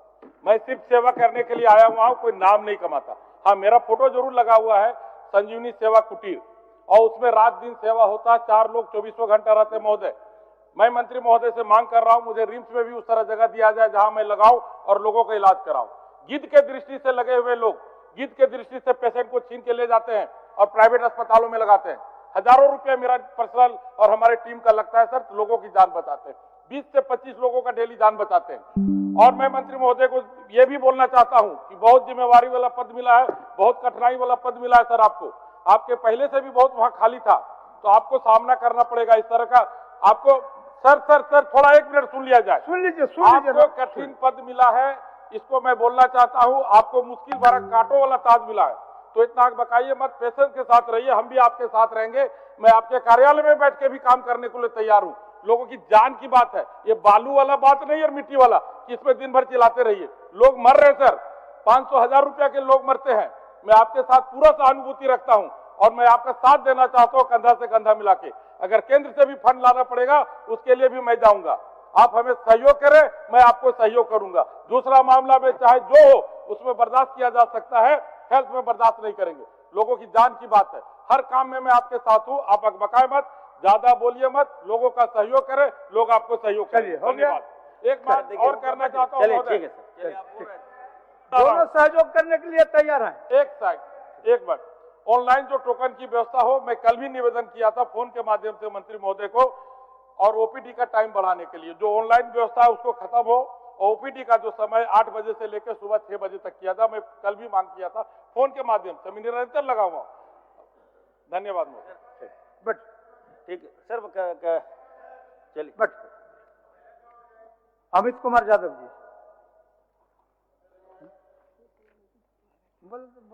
अध्यक्ष महोदय, इसमें स्पष्ट मेरा क्वेश्चन है अध्यक्ष महोदय कि बरही अनुमंडल है अध्यक्ष महोदय, बरही अनुमंडल में जेल बनकर के तैयार है, वहां शिफ्ट भी हो गया जेल अध्यक्ष महोदय। इसमें जरा गौर करिए अध्यक्ष महोदय, सरकार का ही जवाब आया, जवाब में ही सारा इनका क्वेश्चन भी अध्यक्ष महोदय। हमारा सिर्फ ये कहना है इनसे अध्यक्ष महोदय कि जब वहां जेल बनकर के तैयार है तो वहां पे अनुमंडल मुख्यालय में न्यायिक न्यायालय का गठन क्यों और भवन निर्माण क्यों नहीं हो रहा है अध्यक्ष महोदय? और मेरा कहना है कि वो हजारीबाग में चल रहा है। जब 2020 में इनको जमीन प्राप्त हो गया है, 2022 में एनओसी मिल गया है, जमीन भी चिन्हित 4 एकड़ कर दिया गया अध्यक्ष महोदय, तो हजारीबाग जो सारे मुजरिम हो चाहे जिनका न्यायालय में मुकदमा चलता है वो हजारीबाग जाते हैं अध्यक्ष महोदय। अगर बरही में जेल ऑलरेडी है, जमीन भी उपलब्ध है और मामले हजारीबाग में चलते हैं, ये अच्छा नहीं है अध्यक्ष महोदय। सरकार कब तक वहां पे बना के देगी, ये हम पूछ रहे माननीय मंत्री जी। अध्यक्ष महोदय, माननीय सदस्य का जो सवाल है, क्वेश्चन है कि जेल बन के तैयार है और वहाँ न्यायिक का निर्माण नहीं हुआ है, जिस पर ये सरकार का जवाब स्पष्ट है कि वहाँ का उपायुक्त महोदय ने जो न्यायिक आधारभूत संरचनाओं के निर्माण हेतु उपायुक्त हजारीबाग के पत्रांक 2376 संख्या दिनांक 30/11/2021 के द्वारा बरही अंचल के चकुरा ग्राम थाना संख्या 67 खाता संख्या 20 प्लॉट संख्या 46 गैर मजूरा खास प्रति कदीम कुल रकबा 4 एकड़ भूमि को चिन्हित की जा चुकी है। अध्यक्ष महोदय, इसमें जमीन चिन्हित कर चुका है कि इसमें टेंडर की प्रक्रिया होगा, कार्य होगा, उसका बाद उसका कार्रवाई होगा। अध्यक्ष महोदय, 5 साल हो गए जमीन इनको दिए हुए, उपायुक्त हजारीबाग के माध्यम से जमीन दिए, 4 एकड़ अपने पढ़े, मंत्री जी अपने मुखाग्नि से पढ़े, 5 साल हो गए अध्यक्ष महोदय, निर्माणाधीन का कोई इनके पास अभी तक उनका व्यवस्था नहीं है, ना ही इनके पास प्रारूप है उसके लिए। हमारा एक आग्रह आपके माध्यम से अध्यक्ष महोदय कि जब तक भवन ये नहीं बनाते, 5 साल हो गया इनके पास अभी तक कोई उनका विजन नहीं है बनाने का, जब तक नहीं बने तब तक अनुमंडलीय कार्यालय में और भी भवन है, वहां एक्स्ट्रा बंद पड़े भवन है, वहां पे जो जर्जर हो रहा है, रोज खंडर बन रहा है, तो क्या जब तक नहीं बनाते आप नया भवन तब तक हजारीबाग से यहाँ पे किसी भी भवन में आके शिफ्ट कर दिए, तब तक हमारा कहना है वो बरही में ही चले। ठीक है, उसी को पूछ लेते हैं जी। अध्यक्ष महोदय, भवन बरही के लिए हजारीबाग में ऑलरेडी चल रहा है, काम चल रहा है न्याय का, तो ये जो है जमीन की मामला है, ये तब तक वो बरही में चलेगा कि जब तक हम यहाँ पर भवन हम निर्माण नहीं कर पाएंगे, जिसके लिए उपायुक्त महोदय ने कर दिया है। अब टेंडर का प्रक्रिया होगा और उसमें कार्य शुरू होगा, जिसके लिए सरकार से हम अपने ओर से माननीय सदस्य को आश्वस्त करता हूँ कि जितना जल्द से जल्द हो सके उसको ट्रांसफर करने का हम काम करेंगे। ठीक, भवन नहीं बन जाता अध्यक्ष महोदय तब तक आप बुला के उसको अनुमंडल के किसी कार्यालय में आप चलाए, ये आग्रह कर रहे हैं। बोलिए, आप क्या सजेशन बोलिए।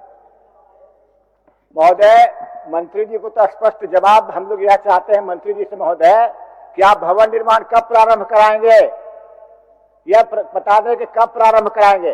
प्रारंभ होगा नहीं तो बनेगा कैसे, कब करा बोल रहे हैं माननीय मंत्री जी, आपके माध्यम से माननीय सदस्य को मैं आश्वस्त करता हूँ, मैं विभागीय बैठक करके जितना से जल्द हो सके हम प्रारंभ कर देंगे। ठीक ठीक ठीक। क्या बोलना चाहते हैं मैडम? क्या एक में आप नहीं, उनका चला जरा कुछ बोल रहे हैं, क्या बोल रहे हैं जी?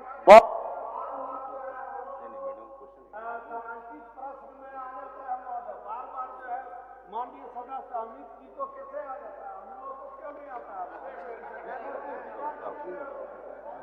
क्या मान्य सदस्य आप प्रक्रिया के बारे में जान लीजिए।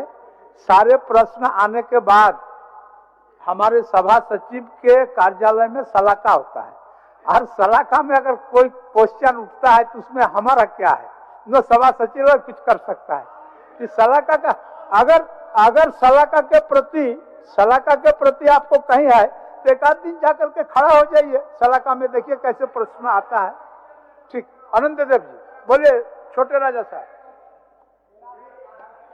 हम लोगों का भी प्रश्न आया अध्यक्ष महोदय, स्वास्थ्य संबंधित हम लोग का भी प्रश्न आया अध्यक्ष महोदय। हम आपसे आग्रह करेंगे कि जो भी प्रश्न हम लोगों का नहीं आ पा रहा है अभी उसको जो है हम लोगों का यह अवधि बढ़ा दिया जाए, यानी तो हम लोगों का ले लिया जाए। अभी लंबा सेशन है माननीय राजा साहब, लंबा सेशन में हो सकता है कि और एक बार इस वर्ग का क्वेश्चन आने की संभावना है। अगर नहीं आता है तो फिर कुछ सोचते हैं, और एक दिन आने की संभावना है। अध्यक्ष जी समय बढ़ा दिया जाए अध्यक्ष महोदय। अच्छा, उसको देखते हैं हम लोग कैसे टैकल कर पाते हैं। अब शून्यकाल माननीय सदस्य श्री मंगल कालिंदी जी, माननीय सदस्य श्री मंगल कालिंदी जी। अध्यक्ष महोदय, जोगसलाई विधानसभा क्षेत्र अंतर्गत पटमदा अंचल के काकीडी माहुलतौल से कुमीर होते हुए बनकुचिया मोड़, बंडी मोड़, काकू दादूडी होते हुए पश्चिम बंगाल सीमा तक सड़क का निर्माण ग्रामीण कार्य विभाग द्वारा किया जा रहा है। उक्त क्षेत्र खनन एरिया होने एवं बहुत संख्या में क्रेशर मशीन होने के कारण उक्त सड़क में बड़े बड़े हाईवा एवं बड़ी ट्रकों का आवागमन हमेशा रहता है। परिणाम स्वरूप सड़क की स्थिति कुछ ही दिनों में खराब हो जाती है।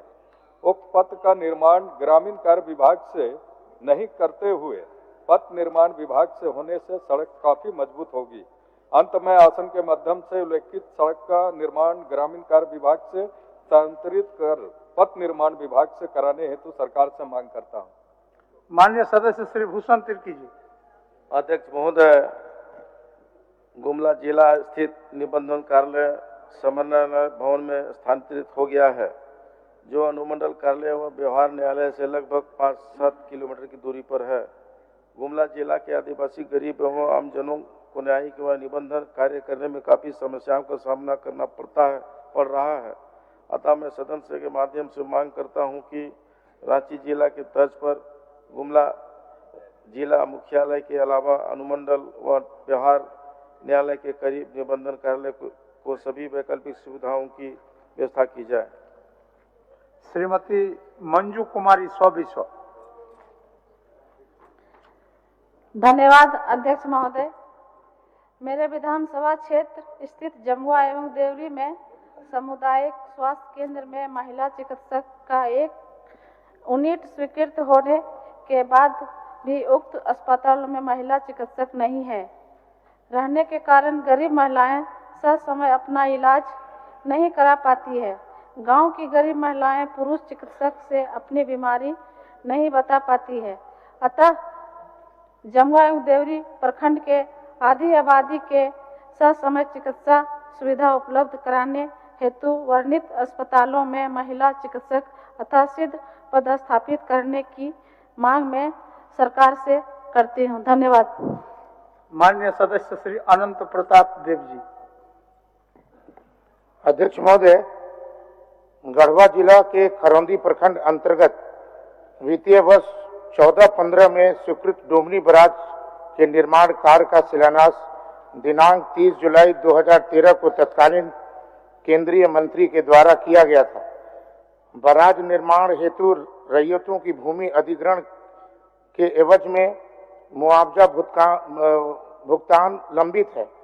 साथ ही 40.41 करोड़ रुपए की राशि का विभागीय इकरारनामा दिनांक 20/10/2014 को CZAR construction private limited Patna को दिया गया था, जिसमें कार्य को आज तक पूर्ण नहीं किया गया। इस कारण प्रखंड के लगभग 25,000 प्रभावित किसानों की खेती के लिए मानसून पर निर्भर रहना पड़ता है। अतः किसान हित में रैयतों की लंबित मुआवजा भुगतान तथा डोमनी बराज योजना का कार्य शीघ्र पूर्ण कराने की मांग सदन के द्वारा और सरकार के द्वारा मैं मांग करता हूं। माननीय सदस्य श्री रामचंद्र सिंह जी। अध्यक्ष महोदय, दैनिक अखबार प्रभात खबर एवं हिंदुस्तान से विगत 17 एवं 22 फरवरी 2025 को प्रमुखता से छापा है कि वन विभाग द्वारा पलामू एवं गढ़वा के जंगलों से हजारों की संख्या में नील गायों को महुआ डांड़, जो मेरे विधानसभा क्षेत्र में मनका में आता है, में छोड़ने की योजना है। इस खबर से पूरे महुआ डांड़ के ग्रामीणों में अत्यंत ही रोष है, क्योंकि पूर्व से यह क्षेत्र पीटीआर अंतर्गत है। यहाँ के लोग कृषि कार्य पर निर्भर हैं। उक्त निर्णय से इनका खेती बर्बाद हो जाएगा, साथ ही यहाँ के लोगों को पलायन हेतु मजबूर होना होगा। अतः शून्यकाल के माध्यम से सरकार से मांग करता हूँ कि तत्काल वन विभाग से इस निर्णय को रद्द करने का अग्रतर आदेश दें। माननीय सदस्य श्री कुमार उज्जवल। मैं चतरा जिला के सिमरिया विधानसभा क्षेत्र से आता हूं और सिमरिया विधानसभा क्षेत्र में हमारा प्रखंड है मयूरहंड। मयूरहंड में अंजनवा डैम है, जिस पर अगर उसका विकास किया जाए, उसको बना दिया जाए, तो उससे हजारों गांव सिंचित होंगे। बड़का टाल तक अगर जो है जलापूर्ति करा दी जाए सिंचाई के लिए, तो मैं आज शून्यकाल के माध्यम से इस सदन को अवगत कराना चाहता हूं। माननीय सदस्य श्री भूषण बाड़ा जी।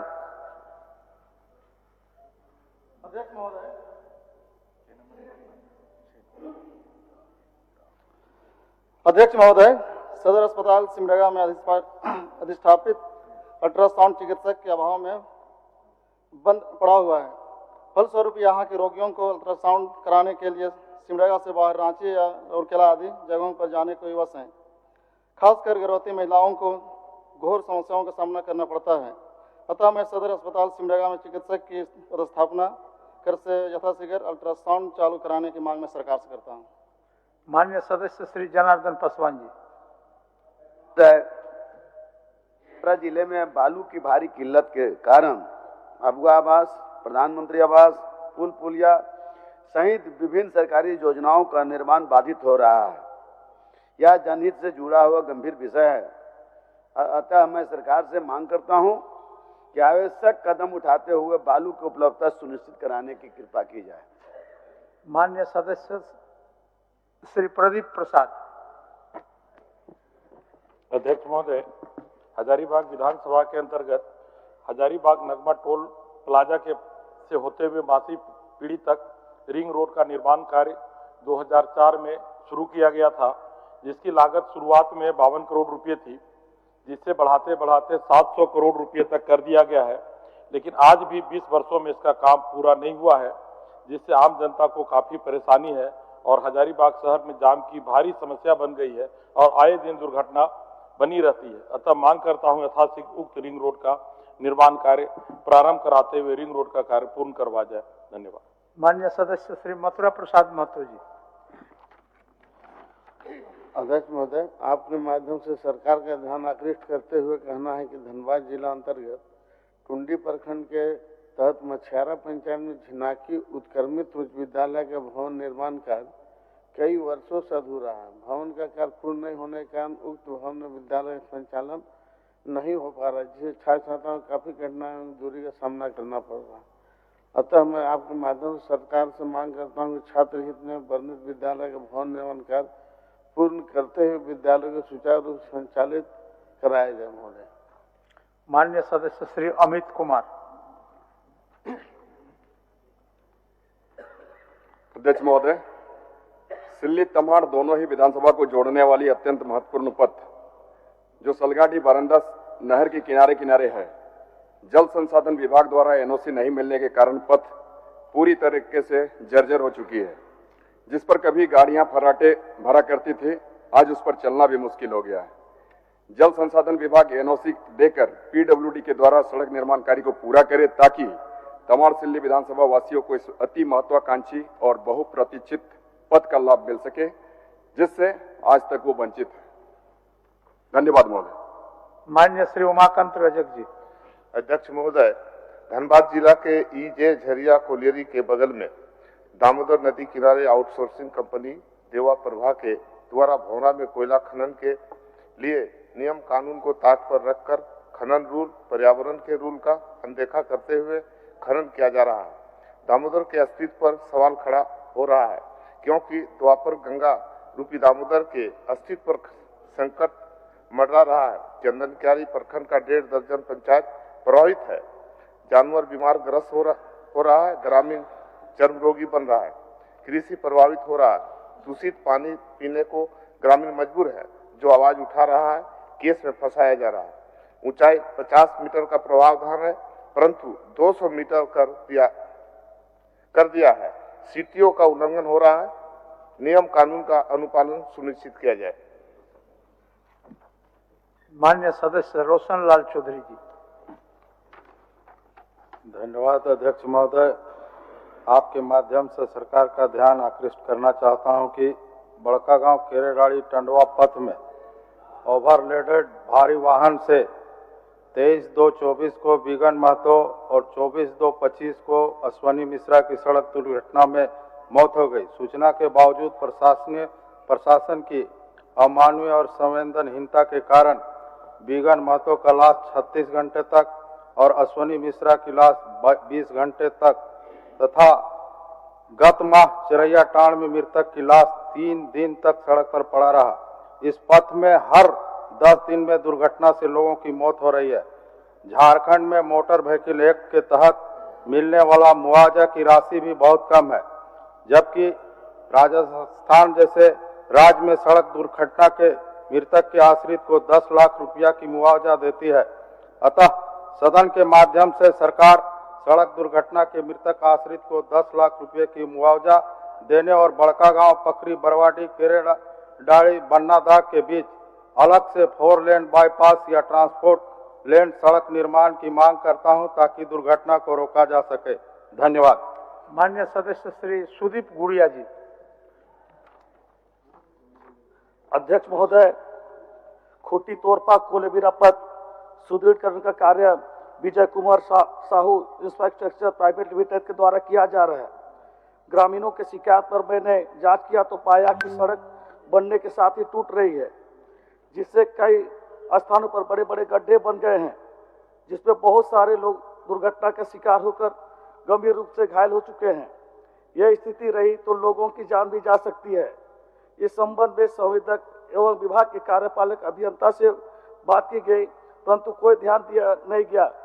अतः सदन के माध्यम से विभाग के पदाधिकारियों एवं संवेदक पर जांच उपरांत कार्रवाई की मांग करता हूं। माननीय सदस्य श्री संजय कुमार सिंह यादव। अध्यक्ष महोदय, पलामू जिला अंतर्गत हुसैनाबाद प्रखंड स्थित उर्दू मध्य विद्यालय 1986 से संचालित है, जहां छात्राओं की संख्या 500 से अधिक है। विद्यालय में भवन भी उपलब्ध है। उर्दू मध्य विद्यालय को उर्दू उच्च विद्यालय में उत्क्रमित करने की मांग करता हूं। माननीय सदस्य डॉक्टर कुशवाहा शशिभूषण मेहता। अध्यक्ष महोदय, पलामू जिला अंतर्गत पांकी प्रखंड के पंचायत नोडिया वन के ग्राम परसवा में कल्याण विभाग के द्वारा शरणा स्थल की चारदीवार के निर्माण की जगह श्मशान घाट और डैम की चारदीवारी कराई जा रही है। जिला कल्याण पदाधिकारी पलामू एवं अभियंताओं की मिलीभगत से गलत स्थल पर निर्माण कराया जा रहा है। लाभुक समिति के अध्यक्ष देवचंद उरांव को इसकी जानकारी अभी तक नहीं है। अन्य समाज के बिचौलियों द्वारा ठेकेदारी कर इसे निर्माण कराया जा रहा है। मैं सरकार से दोषी पदाधिकारियों के खिलाफ कार्रवाई करते हुए सही स्थल पर शरणा स्थल की चारदीवारी निर्माण कार्य कराने का मांग करता हूँ। माननीय सदस्य श्री सुरेश कुमार बैठा जी। अध्यक्ष महोदय, बहुत ही महत्वपूर्ण जगह रिम्स है, जहां वर्षों से वह पद रिक्त है। लगभग 955 पद रिक्त है, जिसमें आउटसोर्सिंग के द्वारा लोगों को वहां काम कराया जाता रहा। पिछले 15-20 सालों से वो लोग इंतजार कर रहा है कब हमें समायोजित करेगा, लेकिन अब तक नहीं बहाली निकाली गई है। इसको जल्द से जल्द करने की कृपा की जाए। दूसरी तरफ ऋण पास में जो ऑलरेडी ऋण पास ऑटोनोमस बॉडी है, वहाँ भी 650 पद रिक्त है। चुनावी वर्ष है, हम लोग चाहते हैं कि हमारे जो गरीब हैं, दलित हैं, सभी एकजुट हो, एकजुटान हो, एकजुटता का परिचय हो, उनके अंदर एक ओनरशिप आए, एक आत्मबल आए, उसके लिए हम लोग इस तरह के कार्यक्रम कर रहे हैं। निश्चित तौर पर हम लोग के लिए लाभदायक सिद्ध होगा आने वाला समय के लिए। व्यवहार किया जाता है, इसलिए वैसे लोगों को समायोजित किया जाए जो वर्षों से इंतजार में है, 15-20 साल से लोग काम कर रहे हैं। आज झारखंड क्यों बना सर? हम लोग चतुर्थ और तीर्थीय श्रेणी में भी अपने लोगों को मान्य सदस्य बहाली नहीं कर सकेंगे तो दुर्भाग्य है झारखंड बनना सर। मैं मांग करता हूं सदन से कि दोनों जगह रिम्स और ऋण पास में यथाशीघ्र बहाली कराने की प्रक्रिया शुरू की जाए। धन्यवाद। माननीय सदस्य चंद्रदेव महतो। माननीय अध्यक्ष महोदय,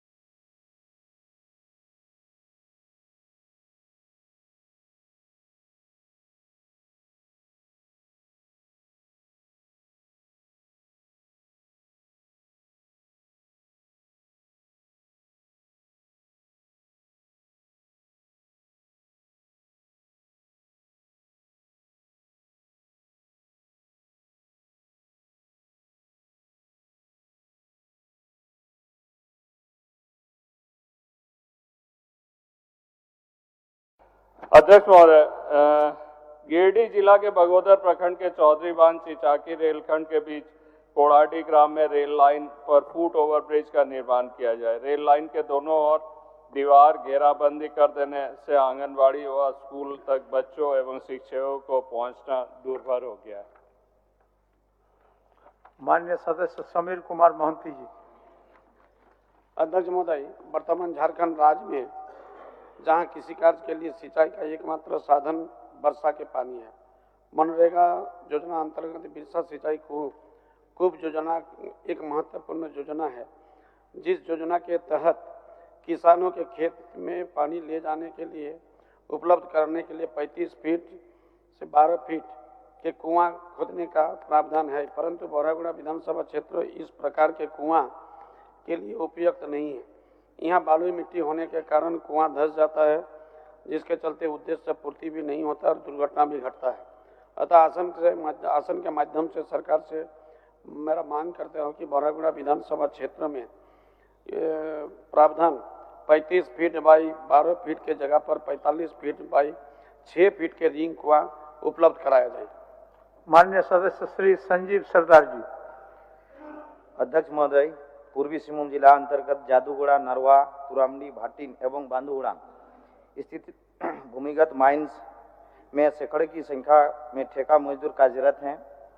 वर्णित माइंस में कार्यरत ठेका मजदूरों को चिकित्सा सुविधा ESI का लाभ यूसेल ग्रुप ऑफ माइंस के द्वारा नहीं दिया जा रहा है। अतः वर्णित भूमिगत माइंस के कार्यरत ठेका मजदूर को ESI का लाभ दिलाने का मांग सदन के माध्यम से सरकार से करता हूँ। माननीय सदस्य श्री निर्मल कुमार महतो जी। हजारीबाग जिला अंतर्गत बिशुनगढ़ अनुमंडल का दर्जा प्राप्त है। बिशुनगढ़ अनुमंडल का कार्यालय अध्यक्ष महोदय दूसरे जगह स्थापित है, वर्तमान में हजारीबाग के सिलवार में चल रहा है। अतः सदन से मांग करता हूं कि बिशुनगढ़ अनुमंडल कार्यालय बिशुनगढ़ में ही स्थापित कर वहां पे चलाया जाए और जमीन उपलब्ध करके बिल्डिंग बनाकर वहीं पे पदाधिकारियों को बैठाया जाए। सर धन्यवाद। माननीय सदस्य श्री नमन बिस्कल कोंगाड़ी जी। हाँ, नमन बिस्कल कोंगाड़ी जी। ठीक ठीक। अध्यक्ष महोदय, मेरे विधानसभा क्षेत्र कई वर्षों से हाथियों के उत्पात से परेशान है। वन विभाग कुछ पदाधिकारी लापरवाह है एवं समस्या को लेकर गंभीर नहीं है। वैसे पदाधिकारियों को चेतावनी के तौर पर स्थानांतरण करते हुए राहत के कार्यों में तेजी लाते हुए अस्थायी समाधान करने की दिशा में पहल करने की मांग सदन के माध्यम से करता हूँ। माननीय सदस्य श्री राजेश कच्छप जी। अध्यक्ष महोदय, यो तो कोई भी आप नाम दे दे महोदय चलेगा, स्वीकार रहेगा। एक्चुअली बड़े भाई नमन बिस्कल सारे विधायक जी करते हैं। एक्चुअली नमन बिक्सल कौन गाड़ी होता है महोदय, क्योंकि प्रोसीडिंग में नहीं, प्रोसीडिंग नहीं, वो 100 और क का अंतर है। क को आगे कर देते हैं, 100 को पीछे कर देते हैं। आप सिर्फ नहीं बोलते हैं महोदय, बाकी तमाम लोग ही ये बिस्कल ही करते हैं। चलिए उसको हम करेक्शन कर लेंगे। जी ठीक। अध्यक्ष महोदय,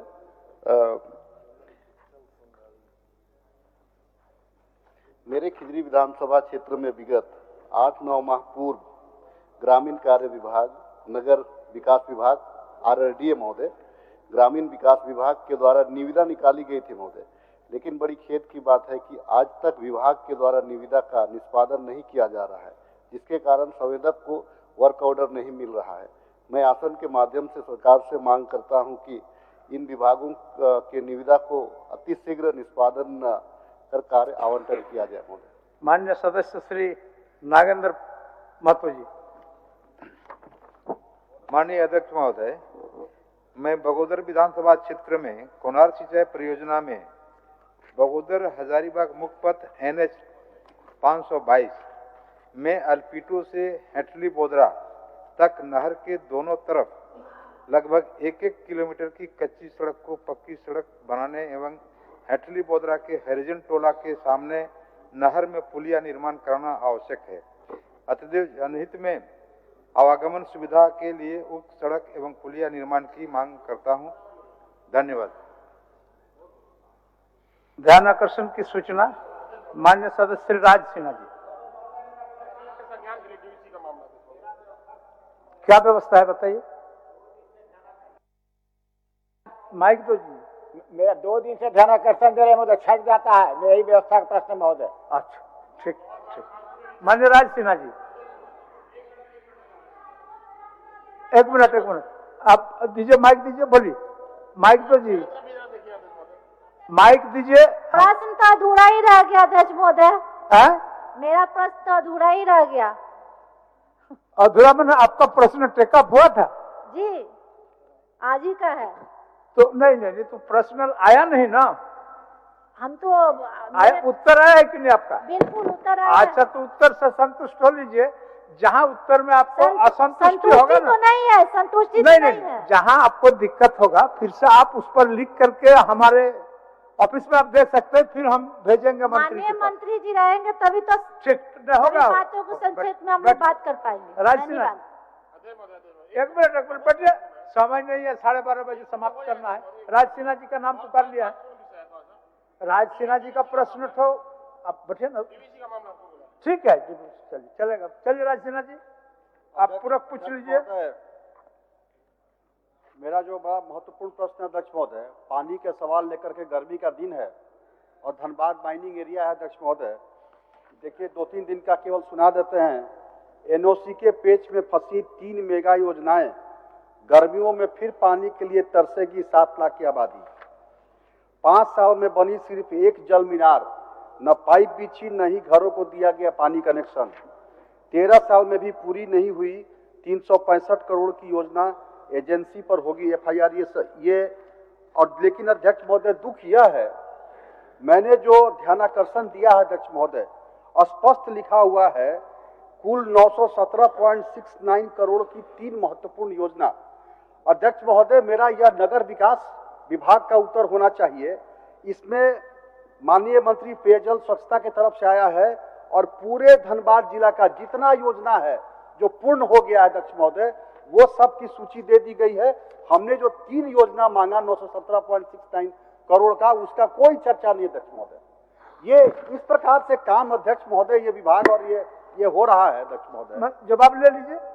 जवाब अध्यक्ष महोदय, ये तो नगर विकास माननीय मंत्री जी, और तो क्या क्वेश्चन आपका स्थानांतरित करा दे नगर विकास में? पानी से मतलब है अध्यक्ष महोदय। नहीं, अगर पेयजल माननीय आपूर्ति मंत्री अगर माननीय सदस्य आप भी जानकार आदमी है, अगर नगर विकास से इसका समाधान होना है तो उसको स्थानांतरित करा दें। अध्यक्ष महोदय अगर पेयजल मंत्री हैं हमारा, इसका जवाब दे देंगे, हमको क्या दिक्कत है? ठीक, माननीय मंत्री जी, पेयजल स्वच्छता। धन्यवाद महोदय। आप ही पर भरोसा है माननीय सदस्य का। नहीं, पुराने मित्र हैं, 2014 से हैं, पहले इधर बैठा करते थे, अब उधर गए हैं, उस समय से जान परिचय है महोदय। चलिए महोदय, इनका माननीय सदस्य का चिंता लाजमी है कि गर्मी का समय है, पेयजल की बात है, आम जनों को सरकार कटिबद्ध है कि हर व्यक्ति को पानी देगी। लेकिन महोदय इनको माननीय सदस्य को और माननीय सदस्य का जो पूरक प्रश्न है महोदय, इन्होंने कहा है कि 917 करोड़ की 3 योजनाएं।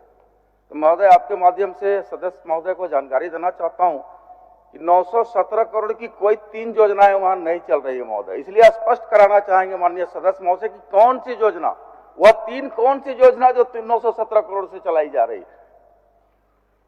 मैं बता रहा हूं अध्यक्ष महोदय, Dhanbad urban water supply phase 1 159.31 crore, Dhanbad urban water supply phase 2 441.52 crore, Dhanbad urban water supply Chhamada का जो 310.62 करोड़, ये 3 योजना है अध्यक्ष महोदय। ये डीएमएफटी का है और एक माडा का योजना है अध्यक्ष महोदय। ये चल रहा है, इसे ही तो पूछ रहे हैं कि अब जानकारी नहीं है मंत्री जी को, हम क्या बोले अध्यक्ष महोदय। माननीय मंत्री जी। नहीं महोदय, नहीं आपका विभाग का अगर नहीं महोदय, मैं संतुष्ट करा के आज सदस्य उनको भेजूंगा बाहर।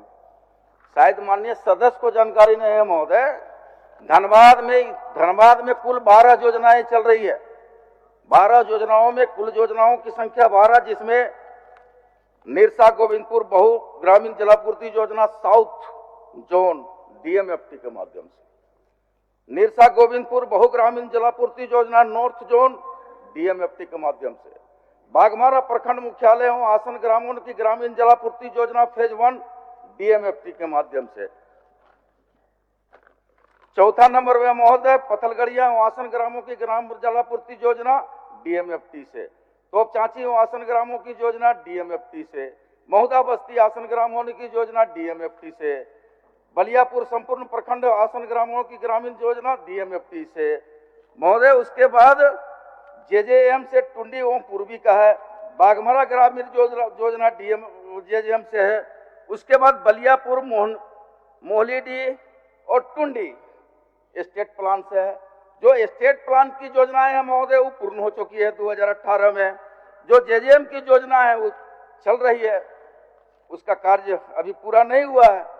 माननीय किस योजना की चिंता व्यक्त कर रहे हैं वो स्पष्ट करें महोदय, पहले हम उनको आश्वस्त करके आज भेजेंगे यहाँ से। अध्यक्ष महोदय, आप हस्ताक्षर हैं इसमें? अध्यक्ष ध्यानाकर्षण की सूचना में प्रश्न वही पूछ सकते हैं जो उनका हस्ताक्षर होता है। विद्वान हैं, जानकार हैं, पुराने मित्र भी अध्यक्ष महोदय, और काफी ओजस्वी वक्ता भी है। माननीय मंत्री जी स्वीकार कर रहे हैं क्या कि ये तीनों योजना जो मैंने कहा वो धनबाद में नहीं है, वो धनबाद में नहीं चल रही, स्वीकार कर रहे हैं मंत्री जी? ये जितनी योजनाएं, मैंने तो पहले ही कहा, ये उत्तर में जितना योजना दिया गया अध्यक्ष महोदय, इसमें धनबाद शहर का, धनबाद जो 3 योजना जो चल उससे चर्चा ही नहीं है। केवल टुंडी, बाघमारा, गोविंदपुर कहाँ कहाँ घुमा रहे हैं, जो पूरा हो गया उसका चर्चा है।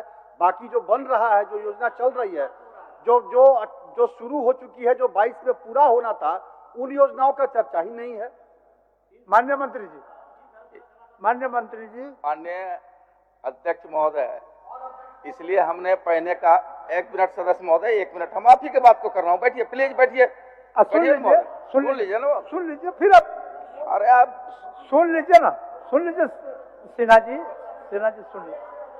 अच्छा सुन लीजिए मंत्री जी, आप ही सुन लीजिए। मैंने स्पष्ट लिखा है अध्यक्ष महोदय कि 917.69 करोड़ का ये जितना जो आया है अध्यक्ष महोदय, ये तो कई 1000 का योजना है अध्यक्ष महोदय, वो 917.69 का चर्चा ही नहीं अध्यक्ष महोदय। यही तो मैं कहना चाह रहा हूँ, यही तो मैं बार बार आपको समझाना चाह रहा हूं कि भाई आप पूरक प्रश्न ही गलत किए हैं। केवल योजना 917 करोड़ रुपया राशि का आप जिक्र किए हैं, किस विभाग से बन रहा है, नगर विकास से बन रहा है या फिर डीएमएफटी से बन रहा है या फिर जेजेएम से बन रहा है या एसबीएम से बन रहा है या फिर डिस्ट्रिक्ट मिनरल फंड से बन रहा है, किससे बन रहा है? आप तो योजना का जिक्र ही नहीं किया। और जिस योजना का अंत में आपको आश्वस्त करना चाहते हैं और आपको जानकारी देना चाहते हैं कि जिन योजनाओं का जिक्र कर रहे हैं वो नगर विकास में है, इधर है माननीय महोदय, इधर की योजनाएं चल रही है, कहाँ हमसे पूछ रहे हैं आप? यही बात आप यहाँ महोदय कहीं लिखा नहीं है कि किस योजना है, किस विभाग की योजना है। माननीय मंत्री जी, अध्यक्ष महोदय, अब बेहतर होगा सदस्य राज सिन्हा जी, बेहतर होगा अगर आपका प्रश्नों का उत्तर नगर विकास से प्राप्त होना है तो नगर विकास को स्थानांतरित कर देते हैं। अब बैठ जाइए, समय बैठ जाइए। हम भी बोले ठीक है, चलिए आप बोले, लेकिन बाद में बोले, पहले बोलना चाहिए था। चलिए ठीक। प्रभारी मंत्री वित्त, उसको नगर विकास में शिफ्ट कर दिया। माननीय अध्यक्ष महोदय, मैं झारखंड सरकार का आर्थिक सर्वेक्षण प्रतिवेदन वर्ष 2024-25 की एक प्रति सदन के पटल पर उपस्थापित करता हूं। मैं प्रस्ताव करता हूं कि झारखंड सरकार का आर्थिक सर्वेक्षण प्रतिवेदन वर्ष 2024-25 सदन पटल पर रखे जाने के पश्चात जनता में बिक्री के लिए उपलब्ध हो। प्रश्न यह है कि झारखंड सरकार का आर्थिक सर्वेक्षण प्रतिवेदन वर्ष 2024-25 सदन पटल पर रखे जाने के पश्चात जनता में बिक्री के लिए प्राप्त हो। जो इसके पक्ष में है वह हाँ कहें, जो इनके विपक्ष में है वह ना कहें। मैं समझता हूं कि पक्ष में बहुमत है, पक्ष में बहुमत है, यह प्रस्ताव स्वीकृत हुआ। मंत्री प्रभारी वित्त। माननीय अध्यक्ष महोदय, वित्तीय वर्ष 24-25 के तृतीय अनुपूरक व्यय विवरणी की अनुदान तथा नियोजन की मांगों की अनुसूची में सम्मिलित मांग संख्या 4 मंत्रिमंडल सचिवालय एवं निगरानी विभाग के लिए 31 मार्च 2025 को समाप्त होने वाले वर्ष के भीतर भुगतान के दौरान जो व्यय होगा उसकी पूर्ति के लिए 6,12,62,000 रुपये से अनाधिक राशि प्रदान की जाए। महोदय, यह प्रस्ताव माननीय राज्यपाल जी के सिफारिश पर किया गया है। माननीय सदस्यगण, तृतीय अनुपूरक व्यय विवरणी की अनुदानों की मांग संख्या 4 मंत्रिमंडल सचिवालय एवं निगरानी विभाग, मंत्रिमंडल सचिवालय एवं समन्वय प्रभाग से संबंधित श्री राज सिन्हा स्वविषयों के कटौती प्रस्ताव क्रमांक 06 व्यापक है। माननीय सदस्य श्री राज सिन्हा जी अपना कटौती प्रस्ताव प्रस्तुत करें। मैं इस में 10 रुपये कटौती करना चाहता हूँ। माननीय सदस्य श्री राज सिन्हा जी, आप अपना वक्तव्य दूसरे पाली में शुरू करेंगे। माननीय सदस्यगण, सभा की कार्रवाई 2 बजे अपराह्न तक के लिए स्थगित की जाती है।